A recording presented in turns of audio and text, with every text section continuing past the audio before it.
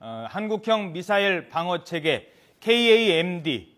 이 KAMD로는 사거리 1000km인 북한의 노동 미사일을 요격하는 게 거의 불가능하다라는 주장이 제기가 됐죠. 자, 북한이 이 미사일에 여기는 핵탄두도 실 수 있는 미사일이거든요. 핵탄두를 실어서 쏜다면 발사 뒤에 한 11분이면 불과 11분이면 서울이 초토화될 수 있다라는 상상하기도 싫은 끔찍한 얘기입니다. 미사일 얘기입니다만 워낙 중요한 얘기이기 때문에 간단하게 저희들이 정리를 해드리도록 하겠습니다.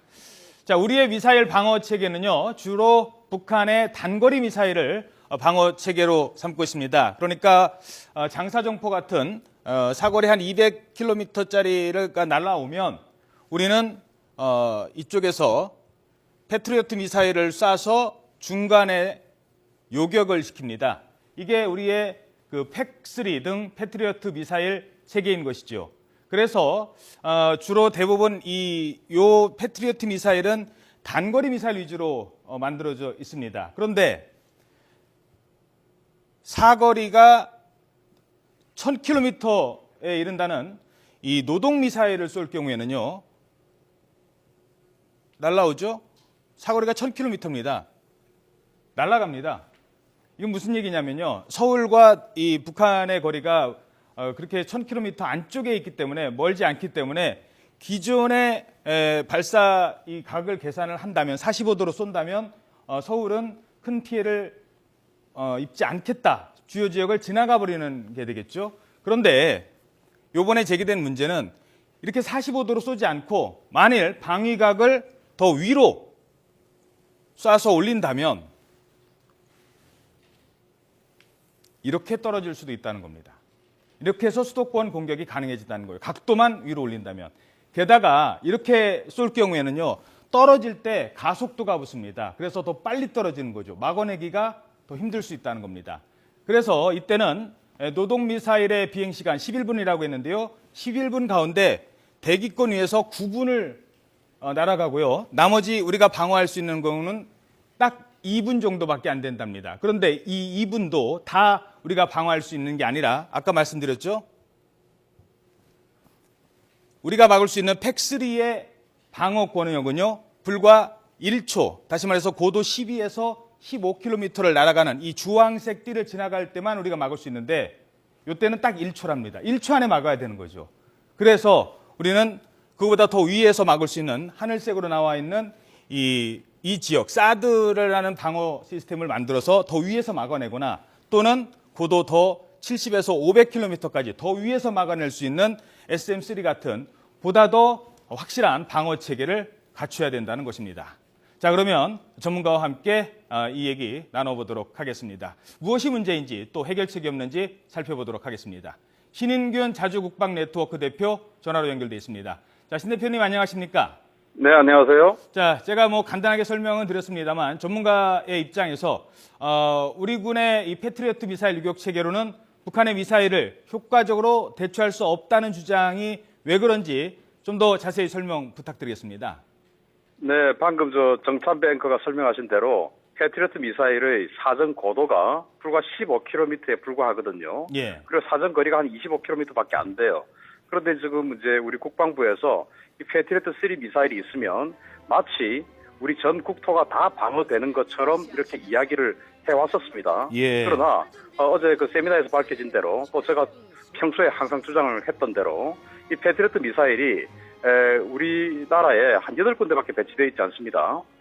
그런데 이를테면 자기 집이 공군 전투 비행기지 북쪽 한 15km 정도에 있는 지역이라면 거기는 살 수가 있습니다. 핵미사일에. 예. 그러나 이 패트리어트 미사일이 북쪽을 보고 있기 때문에 공군기지가 자기의 서쪽 또는 동쪽 그리고 북쪽에 있다면 공군기지 근처에 살고 있다 하더라도 패트리어트 미사일의 요격 서비스를 받을 수가 없어요. 바꿔 말해서 이 패트리어트 미사일이 우리나라 전체에 시군구 단위로 다 있는 것이 아니고 불과 한 8군데만 있기 때문에 예. 우리 전 국토의 90% 이상이 북한의 핵미사일 공격을 받았을 때는 거의 무방비로 노출이 되는 아하. 그런 상황이고요. 예.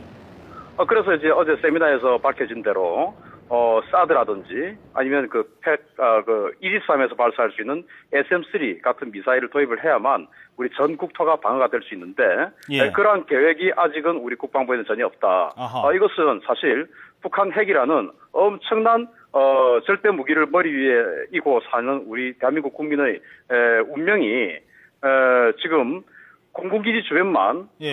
방어할 수 있는 그런 상황에 놓여 있다. 이거 예. 우리 국민들이 지금 사실은 좀 충격적으로 받아들여야 할 그런 상황입니다. 그렇군요. 게다가 뭐 여기서 뭐 전략핵, 전술핵까지 얘기 안 하더라도 이 노동미사일은 핵을 실을 수 있는 거 아니겠습니까? 핵탄두를. 그래서 네. 위에서 떨어뜨리는 이런 일이 온다면 이건 뭐 중간에 패트리어트 유격으로는 절대 막을 수 없는 그런 문제가 있는 거네요.